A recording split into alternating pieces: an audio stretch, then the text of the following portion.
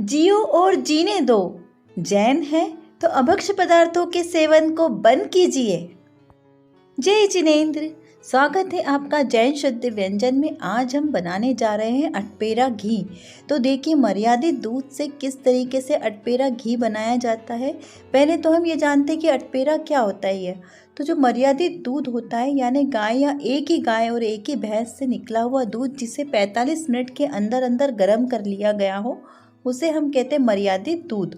और उससे निकली भी मलाई से जो ताज़ा घी निकलता है उसे अटपेरा घी कहते हैं, यानी जो 3-4 पहर की मलाई का निकला हुआ घी। तो देखिए हमने इस दूध को अच्छी तरीके से घर पे लाकर फिर से गर्म कर लिया। ये हमारा मर्यादित दूध है और देखिए इसके ऊपर एक थिक लेयर जम रही है। आप इसे फ्रिज में रखेंगे तो इसकी लेयर बहुत जल्दी और अच्छी जम जाएगी, जो मलाई की है लेयर। तो हमने इसकी मलाई की लेयर को अलग कर लिया है। यदि आपके यहाँ ज़्यादा दूध आता है तो आपकी मलाई ज़्यादा निकलेगी, और यदि आपके यहाँ 1 लीटर ऐसा कम दूध आता है तो आपकी मलाई थोड़ी कम लगेगी। तो आप उसको थोड़ा सा गर्म करके स्टोर कर सकते हैं। तो 2-3 बार की आपकी वो मलाई इकट्ठी हो जाएगी। फिर उसको आप डायरेक्ट कढ़ाई में डाल के, जो मोटे तले की होती है उसमें कढ़ाई में डाल के आप उसका घी बना सकते हो, या फिर आप उसको मिक्सी के जार में थोड़ा सा पुश करके आप ग्राइंड करेंगे तो उसमें दूध और पानी आपका जो है मलाई वो अलग अलग आ जाएगी। उसमें आप थोड़ा सा हमारा मर्यादित छना हुआ जल डालेंगे मौसम के अनुसार, तो उसमें बहुत सारे मक्खन बाहर आ जाएगा और उसे आपको तुरंत ही गर्म करना है। आप मक्खन की भी मर्यादा होती है 45 मिनट की, उसके बाद वो अभक्ष्य हो जाता है। तो आप मक्खन निकाल के उसको ऐसे ही नहीं रखेंगे, तुरंत उसका घी बनाएंगे।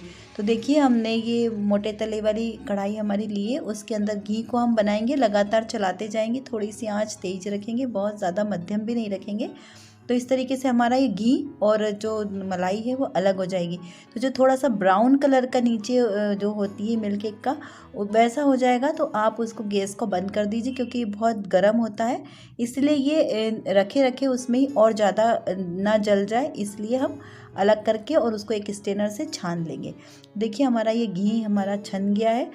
लेकिन कई बार क्या होता है, यदि आपका थोड़ा सा घी ज़्यादा हो जाता है तो उसमें थोड़ी सी स्मेल आने लग जाती है जलने की, तो आप उसको भी ठीक से कर सकते हैं। और हमारे घी की मर्यादा होती है वो होती है 15 दिन से 1-1.5 महीने तक। तो आप जब थोड़ा सा, अगर आपको ज़्यादा घी आपके पास रहे तो आप उसमें इस तरीके से लौंग और काली मिर्ची डालकर उसे धूप में 1 दिन रख दें। 1 से 2 दिन आप धूप में रख दें, तो इससे आपका जो घी है वो बहुत ज़्यादा खुशबूदार हो जाएगा। तो ये आपका घी कभी भी, और वैसे भी हम ताज़ा ही घी हमको प्रयोग में लाना है तो वो हमारा ख़राब नहीं होता है। लेकिन फिर भी यदि आपको ऐसा लगता है तो आप इसको इस तरीके से लौंग और काली मिर्ची डाल के रखेंगे तो ये बहुत ही खुशबूदार और अच्छा घी बन जाता है हमारा। तो देखिए हमने इसको कुछ नहीं किया है, हमने धूप में रख के इसको थोड़ा सा गर्म करके और इसमें हमने काली मिर्ची लौंग डाल दी है। यदि आप चाहें तो उसे डबल बॉयलर करके भी आप इसको गर्म कर सकते हैं, और इस तरीके से जो हमारा घी बनेगा ये बहुत ही अच्छा और हमारा मर्यादा में घी बना हुआ है। इसे अटपेरा घी कहते हैं, क्योंकि हमने इसकी मलाई को बहुत दिनों तक फ्रिज में नहीं रखा है। देखिए कई बार लोग क्या करते हैं, एक साथ ज़्यादा घी बनाने के लिए मलाई को बार बार बिना गर्म किए ही फ्रिज में रख देते हैं, तो वो मलाई हमारी अभक्ष्य हो जाती है। शहर की यानी एक ही दिन की मलाई को यूज़ करना है, तो 1 दिन की मलाई हमारी जो इकट्ठी होती है उसको हमें घी बना लेना है। तो वही घी हमारा शुद्ध और मर्यादित घी कहलाता है। तो आप इस तरीके से घर में शुद्ध घी बनाएं। चाहे थोड़ा सा हो, मेहनत थोड़ी सी लगती है शुद्ध रसोई बनाने में, लेकिन हम बहुत सारे हिंसा के दोष से बच जाते हैं। इसलिए आप मर्यादित घी का प्रयोग करें। अगर आपके पास थोड़ी सी मलाई निकलती है तो आप थोड़ी सी मलाई का ही घी बना लें। तो इस प्रकार हम घर में शुद्ध और मर्यादित वस्तुओं का प्रयोग करें। देखिए हमें यहाँ पर एक विशेष रूप से बात को ध्यान रखना है कि हमें मलाई को दही के साथ जमा कर घी नहीं बनाना है, क्योंकि वह महाअभक्ष्य हो जाएगा। सीधे ही मलाई को गर्म करेंगे, या फिर मलाई को मिक्सी में ग्राइंड करके या मथनी से मथ के उसका मक्खन अलग करके और फिर हम उसका प्रयोग कर सकते हैं।